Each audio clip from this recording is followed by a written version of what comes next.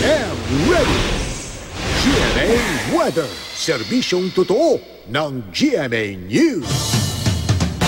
Nawala na kaninang hapon ang low pressure area na binantayan ng Pag-asa, pero nagdala ito ng malakas na pag-ulan sa ilang bahagi ng Visayas at Mindanao. Sa Ormoc City sa Leyte, mahigit 1 oras bumuhos ang malakas na ulan, kaya naman umapaw ang tubig sa ilang kalsada. Dahil sa pagbaha, tumirik ang ilang motor. Sa Zamboanga City naman, hindi bababa sa 200 pamilya mula sa mahigit 6 na barangay ang inilikas dahil sa flash floods.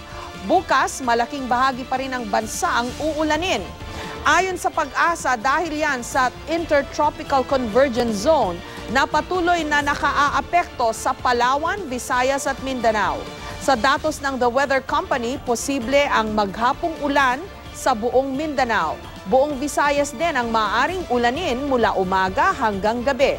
At sa Luzon, may ulan sa eastern section, lalo na sa Bicol Region, umaga pa lang. Pagdating ng hapon, uulanin na rin ang natitirang bahagi, habang sa Metro Manila, mataas pa rin ang tsansa ng ulan, lalo na sa hapon.